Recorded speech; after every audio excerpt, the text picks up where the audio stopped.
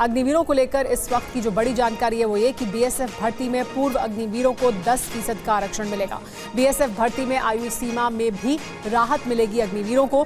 CISF भर्ती में भी 10% का आरक्षण मिलेगा अग्निवीरों को। सीआईएसएफ में फिजिकल टेस्ट में भी छूट दी जाएगी अग्निवीरों को।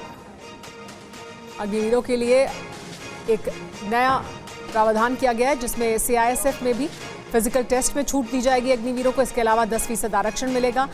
बीएसएफ में भी भर्ती में आयु सीमा में छूट मिलेगी, उसमें राहत दी जाएगी। साथ ही भर्ती में भी पूर्व अग्निवीरों को 10% का आरक्षण मिलेगा। तो बीएसएफ और सीआईएसएफ दोनों में 10% का आरक्षण। इसके अलावा आयु सीमा में भी छूट दिए जाने की बात की जा रही है और फिजिकल टेस्ट में सीआईएसएफ में छूट देने की बात है। तो अग्निवीरों को अलग अलग प्रावधानों के जरिए कैसे, तब जबकि उनका अग्निवीर का कार्यकाल खत्म होगा, उनको कैसे दूसरी नौकरियों पर में शामिल किया जा सकता है और कैसे उनको ज़्यादा से ज़्यादा राहत पहुंचाई जा सकती है, उसको लेकर ये बड़े फैसले किए जा रहे हैं। इस पर और ज़्यादा जानकारी के लिए हमारे साथ जुड़ गए हैं सुमित। ये देखिए, अग्निवीर एक बड़ा मुद्दा रहा है राजनीतिक तौर पर और इसके इर्द गिर्द बहुत राजनीति होती रही है।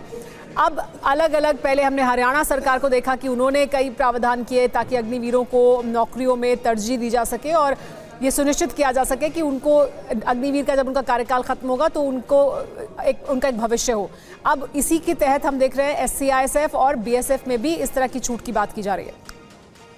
देखिए, बिल्कुल नासिर, आपको याद होगा कि जब 2022 के अंदर इसको रिलीज किया गया था तब रक्षा मंत्रालय के अलावा गृह मंत्रालय ने इस बात को कहा था कि वो भी अग्निवीरों को अलग अलग पैरामिलिट्रीज में और अलग अलग डिपार्टमेंट्स में फिल करेंगे। और उसी के बाद अभी देखिए कि पहले सीआईएसएफ, उसके बाद एसएससी, यहाँ तक कि सीआरपीएफ और अब बीएसएफ की तरफ से भी कहा गया कि 10% अग्निवीरों को जगह दी जाएगी। मेजर कंसर्न हमेशा मेरा यही रहा है कि आखिरकार 4 साल के बाद अग्निवीरों का भविष्य क्या होगा, आखिरकार उनको कहाँ ऐसी नौकरी मिलेगी। तो उसके लिए सरकार ने अलग अलग डिपार्टमेंट्स में ये कुछ रिजर्वेशन रखी है। आपको याद होगा कि 25% से ज्यादा की रिजर्वेशन कहा गया था कि डिफेंस मिनिस्ट्री, उसके अलावा 10% की जो रिजर्वेशन है सीआईएसएफ या फिर पैरामिलिट्री फोर्सेस की तरफ से कही गई है कि देखिए 10% हम भी लेंगे, 10%। तो निश्चित तौर पर एक तरीके का ये दिखाने की कोशिश की है कि जो अग्निवीर जो 4 साल के अंदर ट्रेन किया जाएगा, जिनकी ट्रेनिंग पर जिनकी साजो सामान पर भारत सरकार खर्च करेगी, उनको पैरामिलिट्री फोर्सेस और सरकारी महकमों में तवज्जो दी जाएगी ताकि उनके लिए एक भविष्य तैयार किया जा सके और उनको